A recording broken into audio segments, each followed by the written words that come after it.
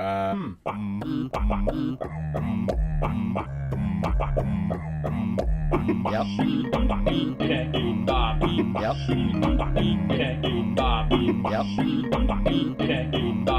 Yep.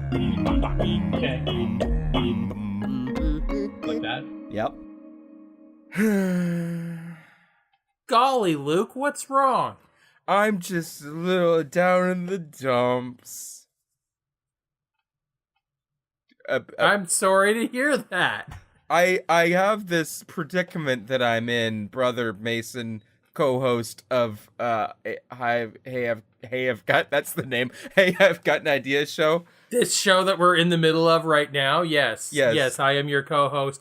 Gosh, you got a predicament, and I care about your well-being, so what predicament is this, and is there some way I can help? Yeah, well, maybe. You see, I'm trying to find a way to tell a special person in my life that they suck. Is it me? Do I suck? And it's my brother Mason. And I don't know how to bring it up. Well, you know how I like to bring things up. How's that? I come up to them and I'm like, hey, I'm going to show you a magic trick. You see this coin? If it's heads, you suck. If it's tails, you don't suck. But then they don't know it's like a two-headed coin.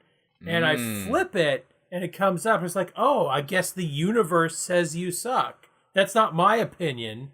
It's the forces of fate have decreed that you suck ass. And then the person that I'm talking to is like, what? I don't suck ass. Flip it again. And I flip it like 8 more times, and it comes up heads every time. It's like, wow, you must really suck. The universe fates have is very spoken. Universe is very certain about this one. Yeah. That was some good shtick, I think. No. You ready to get down to business? Yes. Okay, cool. So this Good. is Hey, I've Got an Idea show. We do inventions together, my brother and I, and we talk our way through a new thing. And this week, it's gonna be a new language. We're gonna make a language. Yep. Now, first things first.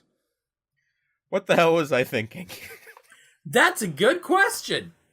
Like, I would have gone with like a new slang or possibly a new genre of music, but no, you were like, I need a completely new language. Let's make Klingon. Let's make Esperanto, because that's been a resounding success. Let's make Conlang. What's that one? That's like constructed language. That's a thing. There's a whole subculture of these bullshit people. Conlang? Oh, Conlang meaning all of those fantasy languages fall into as the category opposed to of like Conlang. Natlang, yeah. Natlang. Conlang, Natlang. Natlang is natural language, which is we are speaking right now. So we need to invent something in a new category. Other than artificially constructed or natural. Of course, a randomly generated language. Going back to the idea, we always bring back the other ideas. Going back to the idea of flipping a coin, we are going to randomly generate a new language, ladies and gentlemen. Possibly. Let's maybe come back to that one, because I don't have a coin within arm's reach right now. Actually, hang on. Do I have a coin? Is there a coin in here?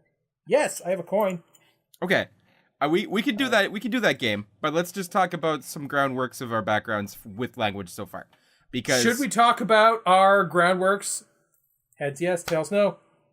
Tails no, that's boring. Let's talk about something else. All right. How about you actually talk about the language that you made, the written language?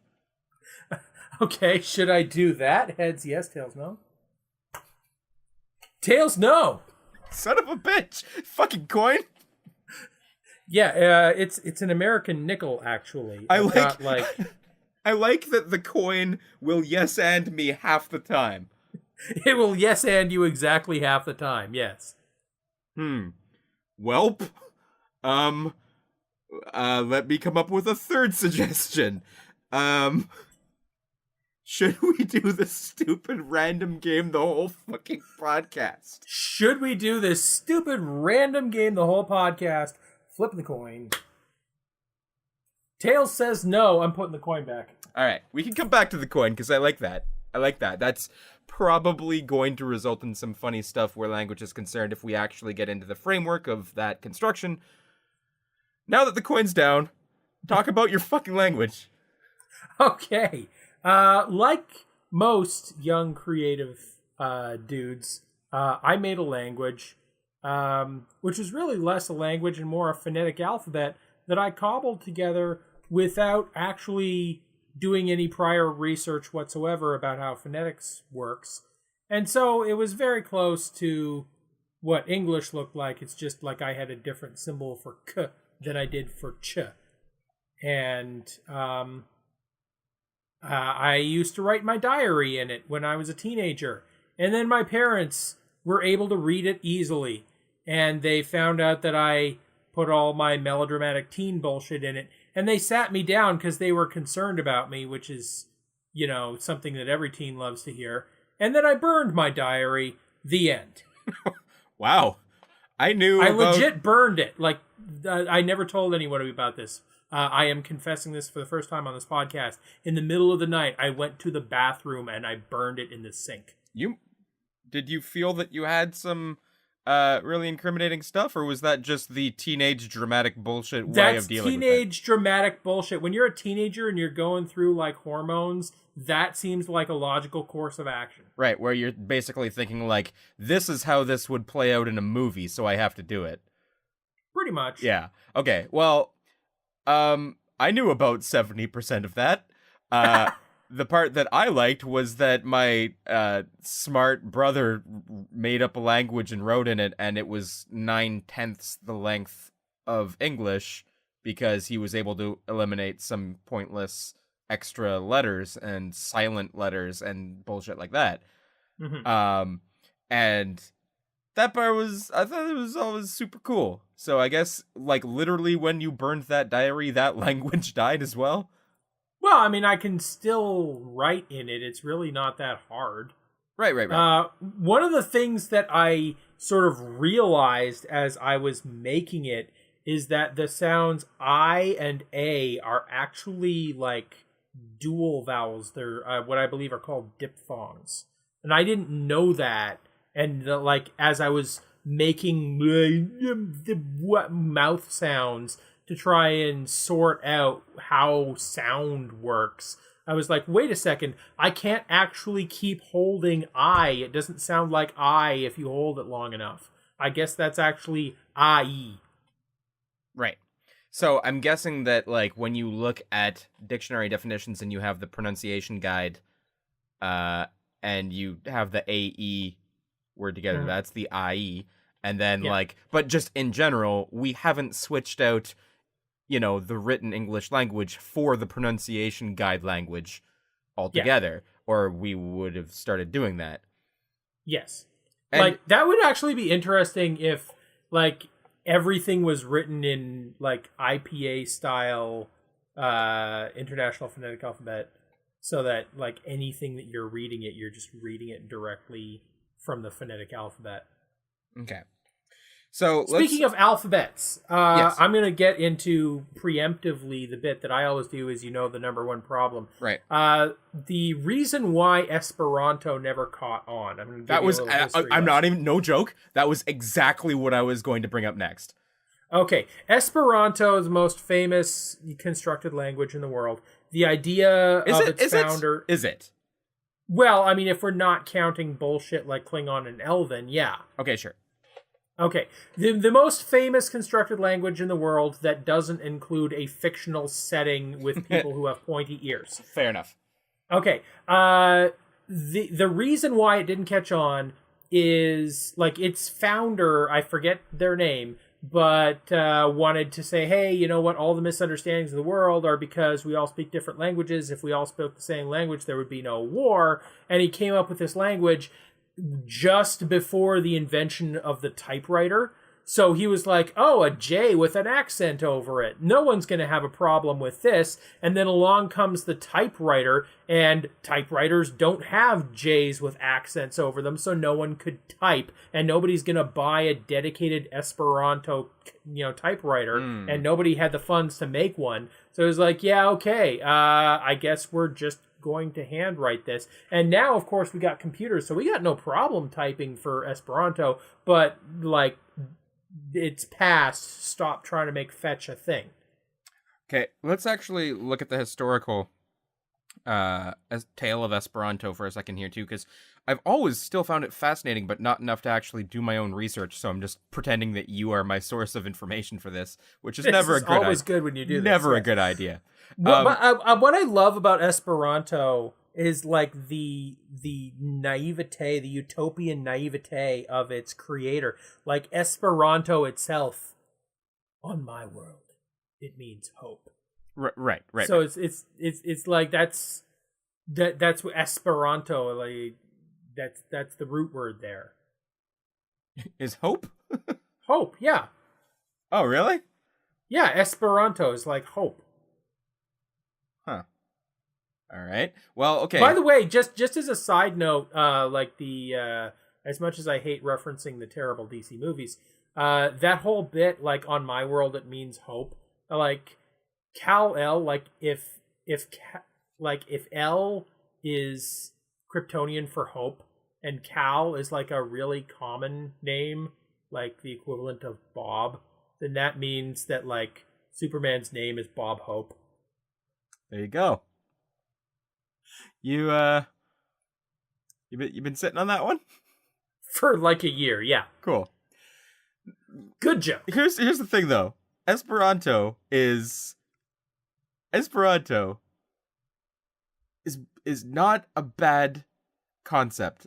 Like, no, the goal was great, except that the jokes you always hear about Esperanto is about how starry-eyed the inventor was with it.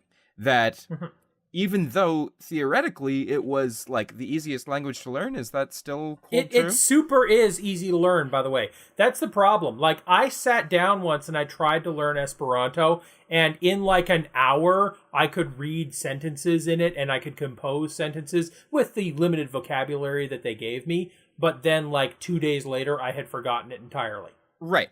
But that's just a measure of dedication, right? Like, if with any other language... I mean, I still am feeling kind of conflicted about this, because I know that it is pretty unlikely that we'll win the whole world over on this one. That's just, you aren't likely to win the whole world over on much. However, the concept of, hey, this is the easiest, everybody switch to this and we got it. Like, why in the hell did this not find its way into a school system or something? Instead, like, the most common lingua franca of the world is English, which is one of the hardest languages to learn. English is like here's the thing. Every language you're gonna have some words that are obscure, and obviously if you were just suddenly going to be like, okay, well, now there's this many million English speakers. What if in 30 years there were, a couple thousand? People would be like, wait, no, English has these awesome words and we're going to lose them to history. And, sure, get the historians to keep track of that.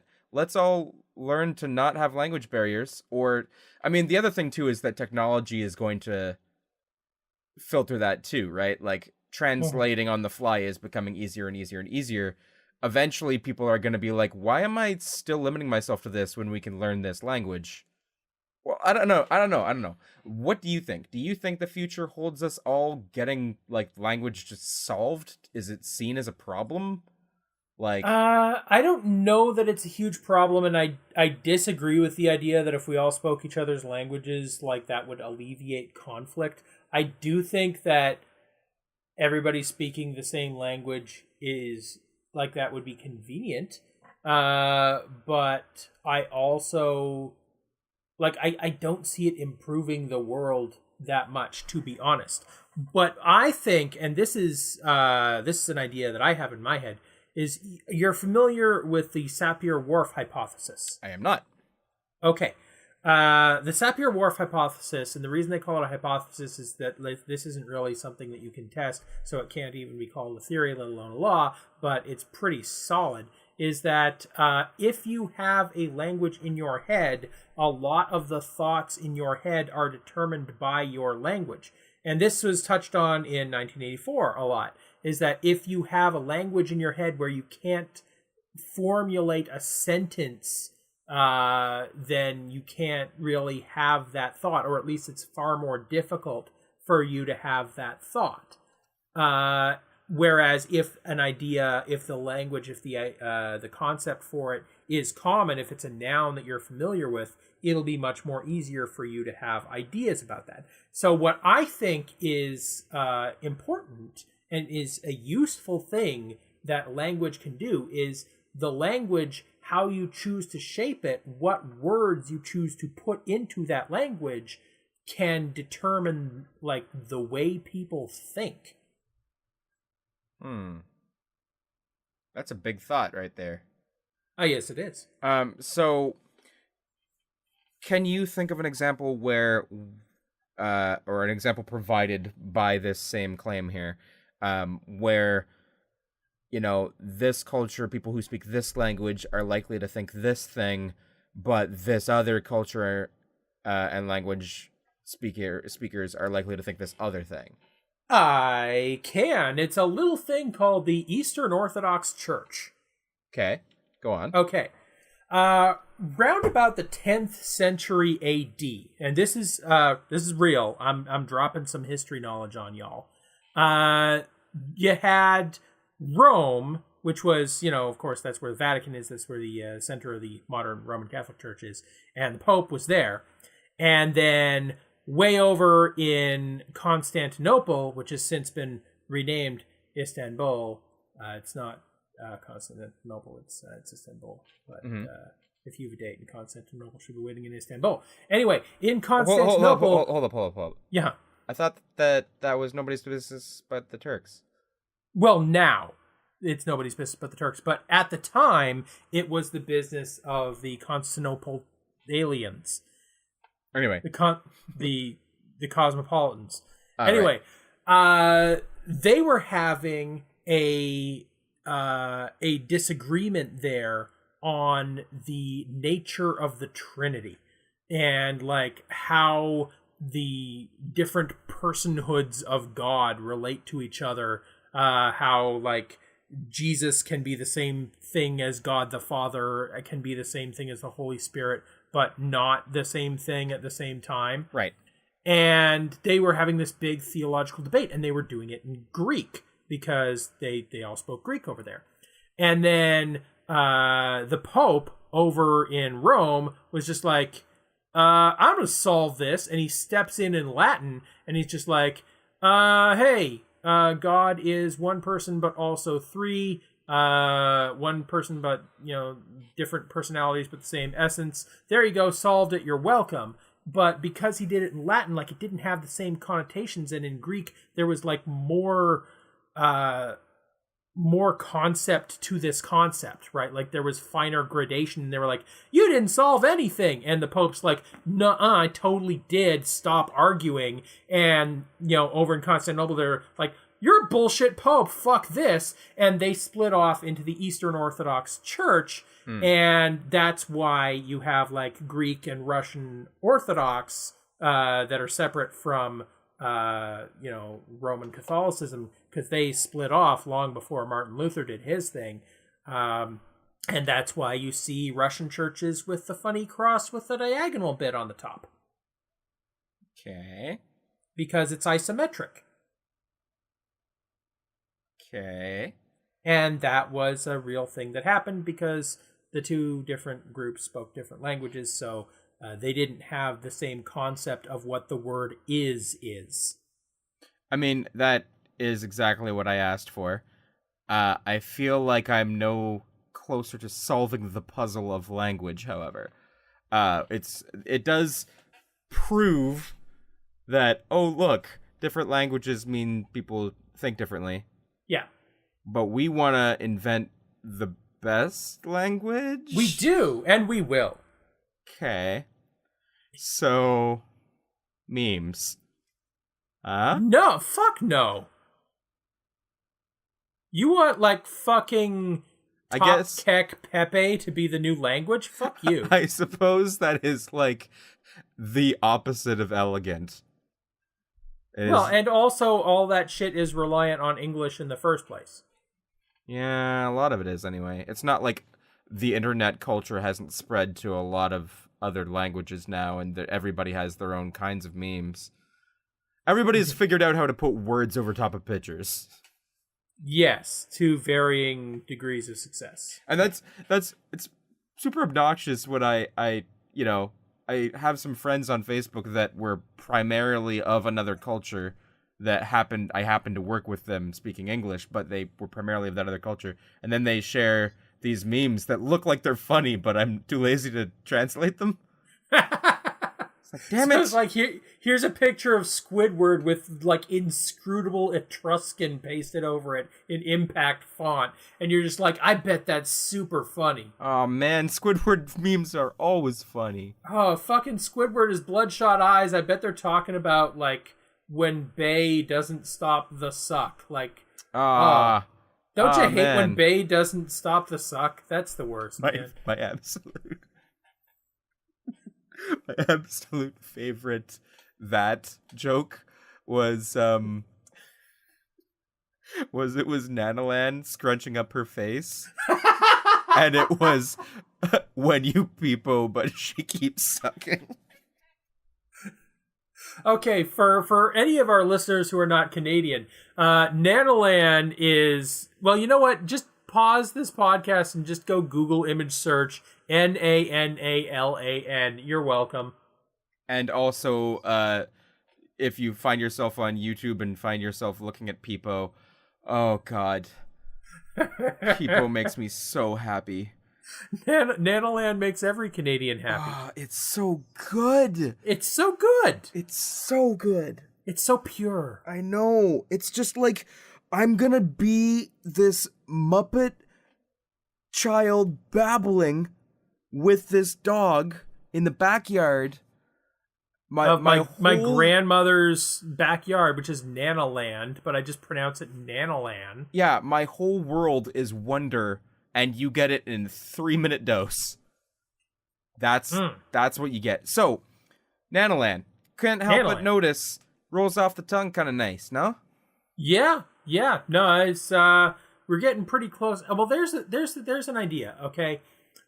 If you say something like 1,000 times, but like you're starting out pronouncing it Grandma Land. Yes. And by the 1,000th time, you're just like, Nanaland.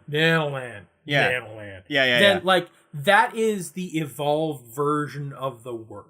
And I think we should be going for a language that is all ultimate evolution words, where it's like, you can say it when you're on the verge of dying from alcohol poisoning, and it still sounds perfectly eloquent. It still rings true of pills in my pocket. Yeah. That's obviously not the alcohol thing. That's like you needed your pills, but yeah, same thing. It's not the same thing. No. I mean, I don't mean to sound possibly a little racist with this one, but isn't that a little bit of what, like, Jamaican patois is all about? Don't they just... isn't it, like, simplified English, sort of? I don't think so. I think, like, there's some stuff that got brought in from other languages. And so it's a mishmash of multiple origins. It's not just, like, Jamaicans with marbles in their mouths. No, but, I mean... I know that with I'm struggling for the right words here. I'm assuming that it's like, African American colloquialisms that you have. Good guess. Could be. Maybe. You have lots of, like, omitted syllables. Yeah. And yeah. Especially the harder consonants. Yeah, and that becomes its own slang, its own language, its own culture. But there is the sticking point that you actually touched on something kind of poignant, a very useful evolution of language. If it could be simpler and still effective, the eloquence might follow suit with that. And that is not what you get with that level of slang, right? It is tragically very often cited as quite the opposite. What message boards have you been hanging out on, dude? I'm just saying, if it's just like taking syllables out, it sounds like it's lazy English. Okay, fair enough. Like the more evolved and the looser the pronunciation gets, the less articulate it appears cosmetically. I will concede that point. Right. Yes. So then if we were starting from scratch, if we created something that it was kind of base simple structure. Okay, now like I feel like I should have actually like done a day of Esperanto like you did and just to give myself a groundwork for how that could work. Do you remember any words or anything? Tulipoj. Tulipoj. What is that? Tulips. Why would it be tulipoj? Because in terms of why it would be tulipoj, because that's the noun that the tutorial used. But why it is tulipoj is you always put the accent on the second syllable. And the oj is just because it's easier for people to say oj. So is oj just sort of like, is the addition of oj, like, are there a bunch of words that end in oj and that just like infers I think if noun? I recall correctly, like a noun always ends in o, and like you can always tell when you're looking at a noun or a verb by what vowel it ends in. But you just said tulipoj, and I can't spell that ending in an o. Well, it's oj at the end. The j is okay. So oj, and that's okay. Interesting. It's tulip ending in oj. Yeah. So someone put orange juice on my tulips. Yes. And that's how you do it in Esperanto land. That is how you do it in Esperanto. You see a red door and you want it painted with orange juice. Right. And it has the nutrients that plants crave. And that's our future. That's our future where there's no conflict. Yeah, you know what? That's there are worse dystopias, absolutely. I guess that's true. You know what the most optimistic thing is about Idiocracy? What's that? The most starry-eyed, optimistic thing about it is that a dude shows up and he's clearly smarter than everyone else, so everyone's like, wow, this dude is smart, we should listen to him. Oh, God. Whereas in the real world, we do not live in a world where intelligence causes that to happen. Oh, that made me sad. Idiocracy is definitely like an exercise in sadness lately. Yeah. Like, oh no, this is too true now. Anyway. Well, I just relate to the part of it where the guy keeps getting hit in the balls all the time. It's a pretty good movie. I would watch that movie. Yeah. I would watch those. My balls. I would watch those balls. So what you need is like the Mortal Kombat finisher where it like goes to X-ray vision for a second and you just see the testicles being fractured. Oh no. Oh. Owies. So here's a thought. Testicular damage is actually a very big problem. Don't actually kick people in the balls as hard as you can. You can seriously damage them, and it's bad. Good little PSA. You have convinced no one of anything. Like I know you kids think it's funny, but I like the part here where you think it will do any good to try and say, you know what though, just don't hit each other in the balls. Just don't hit each other in the balls. No. Please don't, guys. Don't, guys. It's More really importantly, bad. don't hit me in the balls. balls.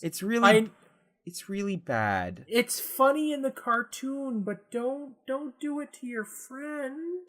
He's your friend. He's your friend. He doesn't want smashed balls. That's bad. That's bad for his balls.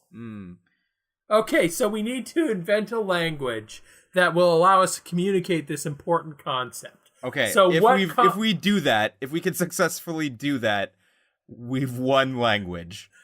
Okay, I'm going to say that if we can create a language which can only say, don't hit other people in the balls, I will allow that phrase to take the place of suck Grimace's dick, and we'll just end every podcast with that phrase in our language, and just reminding our listeners not to hit each other in the testicles or other anatomy that you might. Just don't hit each other in general, but specifically the testicles. They don't have like a rib cage around them.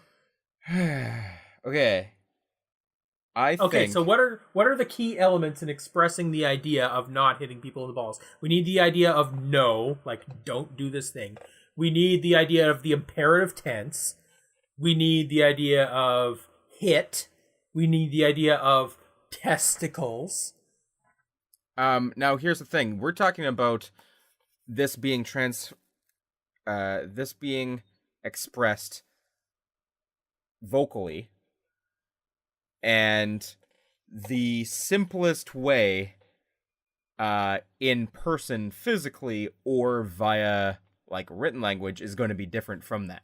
Because if you're just standing there IRL and and don't need to do much vocally to express the full statement, you could just kind of put your hand down to where your balls are to indicate that's what you're talking about, and then just be like, nah. That's pretty universal, yeah. Okay, so you know what is the ultimate form of communication that I think we can leverage for this? Is it love? Is it the language of love? Fuck no. Is it chocolates? Close, but no. The problem with Esperanto was dude created it. He didn't anticipate the up-and-coming technology of the typewriter that would make communication via his thing really inconvenient. So we need to do the opposite. We need to latch onto the newest form of communication. Luke Lessashamed Williams, may I suggest to you the idea of an emoji-based language?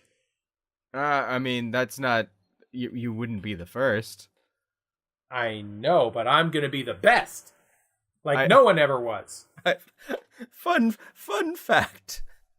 I recently had a competition with my friend who, this is a bad idea and I shouldn't be putting this on record whatsoever. But we tried to figure out in 3 emojis or less how to express the most offensive thing possible. Okay. And we just sort of took turns trying to figure out how to do that best with what the iPhone, because we both had iPhones, we tried to figure that out then and there. And I think the best one that I had was, it went synagogue, airplane, skyline. And he just kind of looked at me and he was like, Jews did 9/11?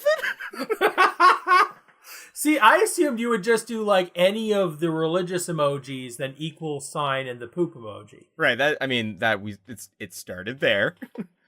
But you went straight to Jews doing 9/11. So anyway, let's abandon this topic completely. Maybe not the topic. Emoji-based language. Emoji-based language. How do I communicate? Don't hit people in the balls in emoji. I should be able to do this. Give me a second. Let me just double check my resource in front of me here. Now, you got to make sure that these are universal. Like, we don't want to foment dissent between iPhone users and Samsung users and whatnot. Well, we need to make sure we're using the standard emojis. I don't think I will be able to effectively do that right now because I'm not going to, look up charts of competing emojis. Emojis are silly. It's a silly thing we latched onto, but I also get it, having done lots of like emoji-based languages. My favorite is I love texting people and like just completely inappropriately dropping them in the middle of an otherwise normal conversation. okay. Hey Mason, Yes. I just realized that we could totally just like have emoji exchanges right now if you just told me your phone number. On the podcast. Yeah, I mean, I'll edit it out or Okay, amplify it, one of the two. Where the hell is my phone? Let's see. Where, nope. Nope. Nope. I don't know where my phone is. Well, that will complicate this one. You know what we could do is we could just tweet at each other. Yeah, let's do that. This Okay. is, of course, there will be a paper trail. Perfect. Okay, so I'm over here at my computer now because I use desktop Twitter. Obviously, that's best. Okay. So long as the mic can still pick you up in that. So I have no idea. Well, I do see a waveform. I'm gonna speak up. I'm gonna make sure to look in the direction of the microphone, but my eyes are going towards the screen. Okay, cool. This is obviously best. Okay, so I can't wait to adjust the variances later. it's gonna be so great. Yeah. I know you love audio engineering, so I'm gonna see if this is hard when I'm not looking directly at the screen. Lessashamed, that's you. And let's see, I'm gonna add emoji. Now I need no. I've almost done it. Just I've totally got this one already. Okay. Just give me 10 seconds. It suggested flag of Norway. Perfect. Ooh, I also got the three monkeys, the see no evil, hear no evil, and hit nobody in the balls evil. Yeah. Okay, so what do we got here? We've got the circle with a line through it, the Yes. Ghostbusters symbol without the ghost. Yes. And then we got the punch, like the fist. Yes. And then a pair of cherries. You're welcome. So no punch cherries, No punch cherries. but cherries here, much like nuts or huevos or whatever, it's clearly slang for balls. Here's I guess In much the same way that an eggplant is slang for penis. Here's I guess somewhat what we're kind of getting at here too. We're talking about an emoji-based language that you can't it feels as though you can pictorially express like everything, and this goes back to hieroglyphs essentially. Sure. And it's a little bit it's both like simpler and more complicated, right? Because there's only how many emojis? Maybe 200? If we're talking about the universal ones, yeah, like maybe 200. Yeah, maybe 200. And all those flags, we could maybe figure something else out with that. I don't know. But like you could probably set up some constructs to make it so that certain sequences mean particular things, and that there you go. You could probably communicate just about everything via emoji. If that's true, is it its own language? Could it be? Well, the key is it grammatically and in terms of the vocabulary, is it different from English? Like, if we're just saying, okay, emoji 1 is equal to A, emoji 2 is equal to B, and you just write out an English word that way. No, it's not. That's just a cipher for English. But Right. If we can express an idea through emoji that is parsed differently than it would be if you were to write the same thing in English. Yeah, and that's kind of what I'm getting at too, is that like, if just say for example we get into some of the like for sure lesser used ones, like I'm just kind of scrolling through here for a second. There's the Moai, the Easter Island head. There's the hovering guy in a businessman suit. I love the hovering guy. I don't want to go with the bus stop one. Let's say there's a lot of modes of transportation. Yeah, there's a lot of modes of transportation. If you look at there's the bus, and then directly underneath that, there's what looks like, I don't know, a streetcar. It's like it's like a bus with an antenna on it, or something. Okay, bumper car. What if that bumper car? What if that bumper car, stock car, whatever it is? What if that meant past tense, and then something else, maybe essentially if you could make quotes and end quotes, brackets and end brackets, those could sort of not actually brackets or quotes, but symbols that would mean that. What if that essentially was encoding turn on, toggle a switch, where it's now this is a country name, and at the end of the thing, that's the end of the country name. So you're proposing that the less popular emojis that communicate ideas that we don't really need communicated as nouns and verbs, we just use them as different markers, different tenses to say, okay, so the presence of this emoji means that you should take this sentence literally. The presence of this emoji means that, no, it's actually a myth that happened long, long time ago in a galaxy far, far away. The presence of that emoji means that it's a hypothetical situation. Let me just feed you one real quick, okay? Okay. So simple sentences can be expressed through emojis, and this is very, very clear. I love that there's an inherent. This is sort of part of. I think this is part of the idea of emojis. Is that you can text someone 3 and it will be a bigger size, and then if it's 4, it's still emojis are still fine, but it shrinks it to the smaller size, and that sort of incentivizes being succinct and doing it in 3. So people have been sort of subverted into trying to express as much with as little as possible every time, expressing how their student loan debt makes them feel. Exactly. That's perfect example in a way. But yeah, tell me a sentence, just a simple sentence. Okay. And I'll let me just translate it real quick. I'm pretty sure we can do this. You need sugar to make a cake. Okay. So then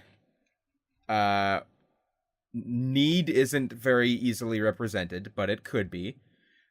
Sugar should be in here, I'm assuming. Cake is that's just a thing. Cake is cake. Yeah, I'm not actually seeing sugar either, but cake is there, either a slice or a cake. So that could break down to the 3. Need sugar cake, right? Okay.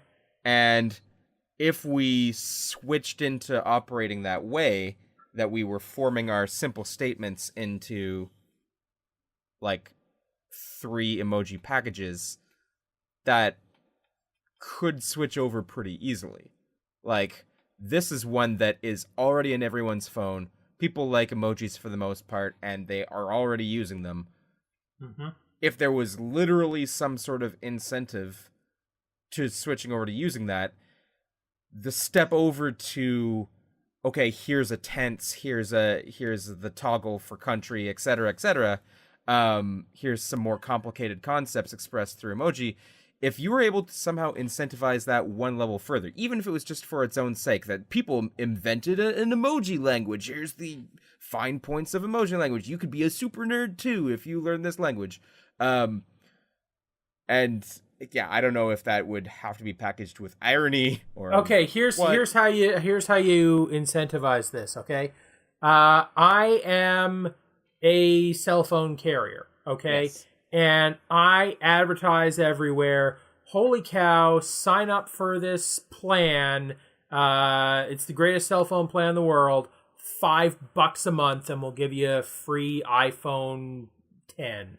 Right. And you're like, holy shit, I'm going to sign up for this right away. I got to get on this. I got to get on this. What's the catch? And we're like, well, there's no voice call function. It's all data and texting. And people are like, sweet, I hated making voice calls anyway. This is great. And then they're like, oh, and by the way, there's a surcharge of a penny per letter if you use English letters. But emojis we don't count, so emojis are free.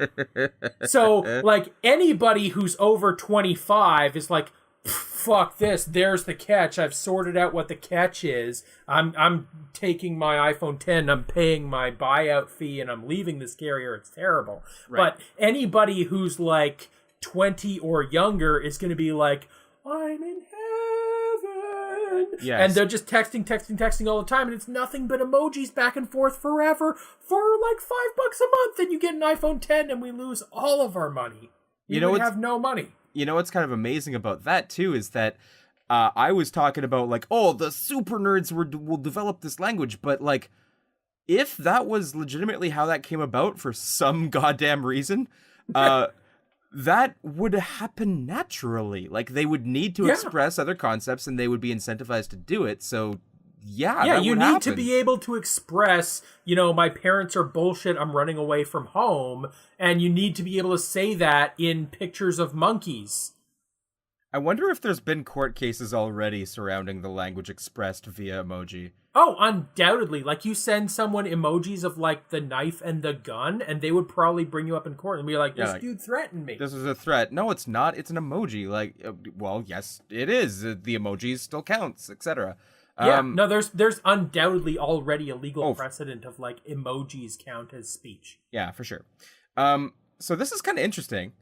I don't hate the concept of an emoji language, because it's, as much as it's cringy and all that, because Emoji Movie, yay, kids like emojis, let's talk about that, let's appeal to that demographic.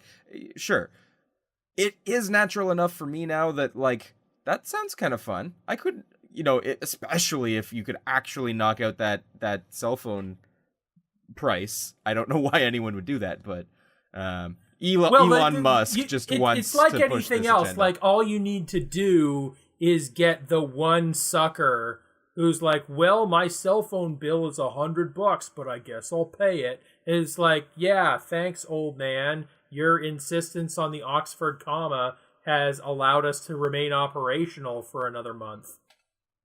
Okay. I also wanted to mention, too, that this reminds me of the concept of someone expressing something through very succinct emojis, or if they had to, using, like, the letters. It harkens back to the days when we would do, like, collect calls that would just consist of, you've got a collect call from, pick me up at the mall. I love doing that. Yeah. Oh my god, that was always the best. Yeah. Okay, so here, just real quick, pitch me on this language, and I'll be a boomer, right? Okay. All right.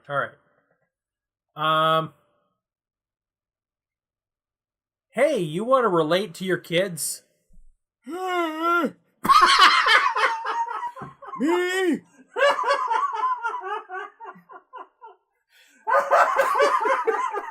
I have kids?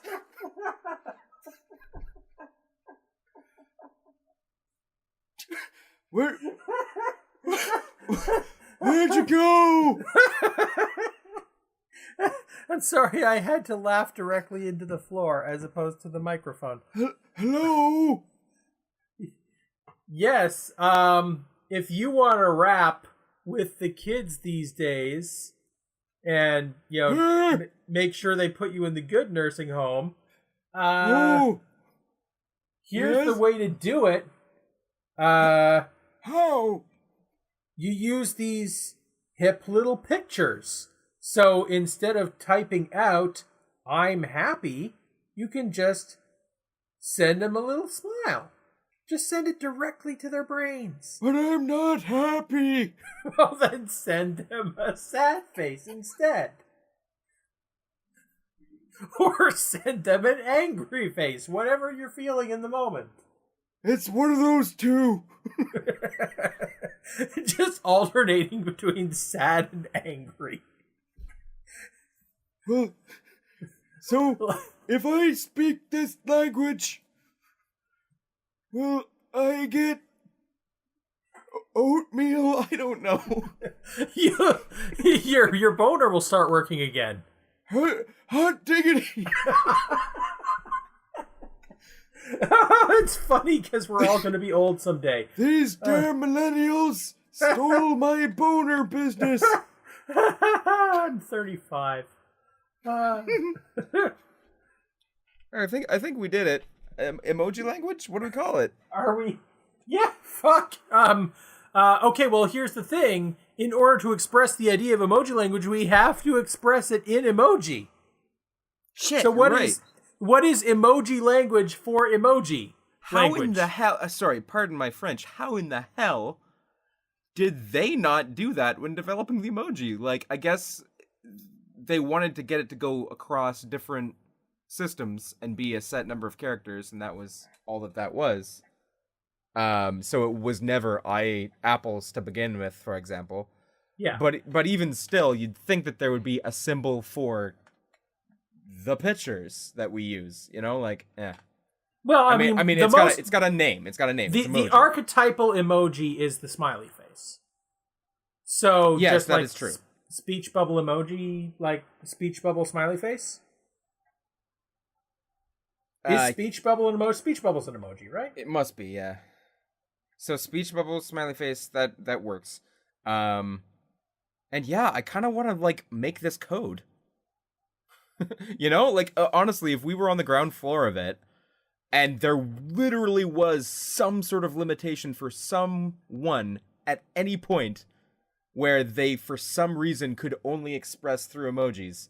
I want to create this cell phone carrier here in Canada. You know what the market is like? I would make money hand over fist. Maybe.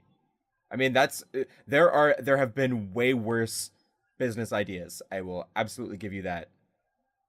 Why isn't there a cell phone carrier that will let me just have texting? Like, I don't want to make phone calls or receive them. They're bad. Absolutely. That is also a very true reality. Okay, so, emoji language, we can't even verbally say what this is, because I guess this is a written language that already exists, and we're just talking about a clarification of it. But anyway, emoji-ish. Emojis? No, that doesn't work. Whatever this thing we made is... Okay, Luke, here's what we're going to do. I'm going to have you put in the sound effect in post, and I need you to do a sound effect associated with the speech bubble, the audio equivalent of that emoji, and the audio equivalent of the smiley face, and I need you to go bump, bump. Okay, so here's the emoji language. Do you think you can replicate that? Just with your mouth? Just like make that sound? No, like I did the sound. Oh yeah, I could you can make that sound? I'm a talented vocal mimic. I could absolutely do that. Cool. So I mean there it is. Sweet. You gave me a challenge now too, that I gotta put something in there that is like not possible for the human voice. I am nothing if not a fresh challenge every day. There's a new world on the horizon. You certainly are challenging to work with, yes. Hey, we made a thing. Yay. If you have feedback, you can tweet at us. HIGAI show. Be sure to only use emoji. Yeah, please send us some messages that are very encrypted.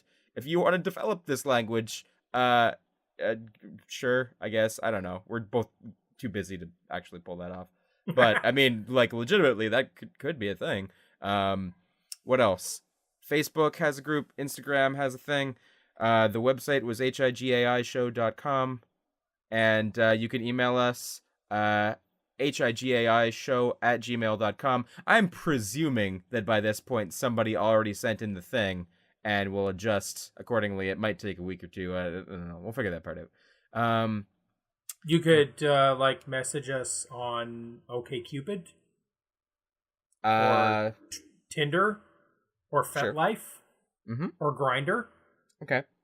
Any other important things you want to mention? Here, AOL. AOL chat rooms, news groups. Any other hilarious promotional jokes? This About podcast is brought to you by Squarespace. It just is.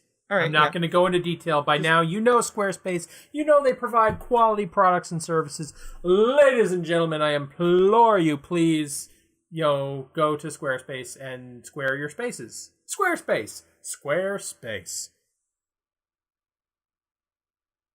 Last but not least, Mason. Squarespace. Last but not least, Squarespace. Mason. Square. It's your turn. Space. Okay, well, now that we have created the best language, the language that everybody speaks from here on out, I'm going to get a little smaller. I'm going to get a little more granular, but I'm also going to get a little meta on you, Luke. Okay. Are you ready for meta? Sure. Luke. Yeah. Next episode, we are going to write the best joke. Oh, God damn it. That'll be easy. Uh-huh. Ha-ha! Jesus Christ. Funny. We're going to laugh. Hooray for jokes. Hooray for jokes. What I'm most excited for as we go on with this podcast is looking down the episode list. That is really one that's going to stick out, huh? Yes, like, it how will. in the hell did they do an hour on joke singular? And joke. Let me tell you, I have no idea how we're going to pull that off. Oh, it's going to be bad, ladies and gentlemen. Woo! All right. Lastly, the very last thing we're gonna do here. You mentioned how "sucker Mrs. Dick" is not the best phrasing. Well, I just want to be progressive, And I have to agree. Okay. We can probably come up with something very close. Remix it a little, just a little remix of that sentence. And come up with something that's a little more universal and fully acceptable. Have any ideas? Enjoy purple things. That might just be a little too vague. Put purple things in your mouth. That's... I mean, it could always be subtly known by the fan base that it's actually Grimace's dick, but... I wonder if there's the sweet spot here. Let's give it one more draft. What do you think? Drink a shamrock shake.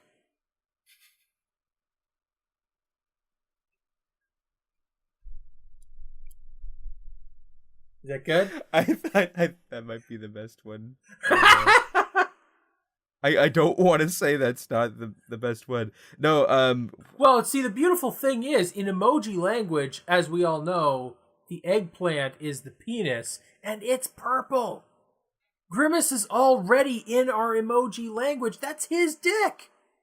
Oh my God. So are we contributing to the culture here by figuring out the perfect ending thing that can also be like expressed through emoji?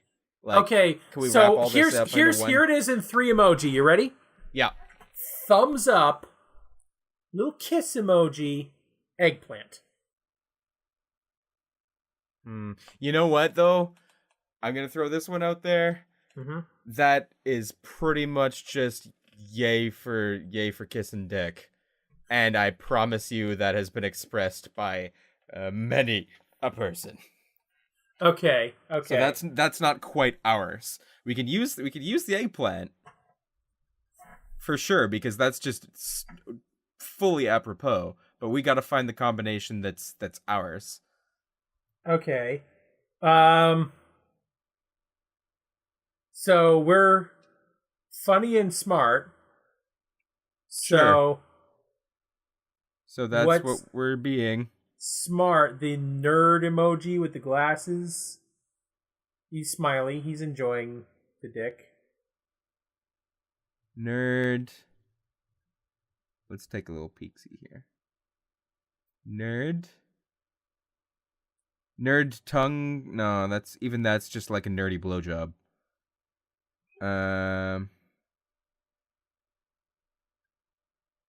Sucking vacuum cleaner. Is there one of those? Kiss, eggplant, fireworks.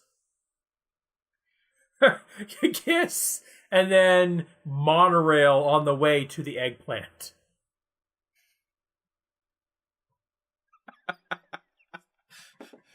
How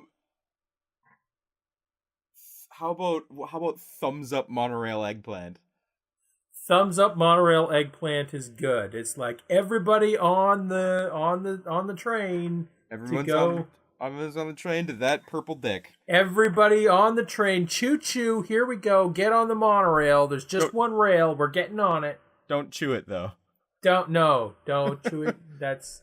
I mean, he can take it. He's very resilient, but still don't. He is. That's it. That's our secret code. We're done. We're done. Touch Grimace. Touch Grimace. A big and tasty for just $1. Touch Grimace. Touch Grimace. Touch Grimace. Touch Grimace. Touch Grimace. Touch Grimace. Like that? Yep.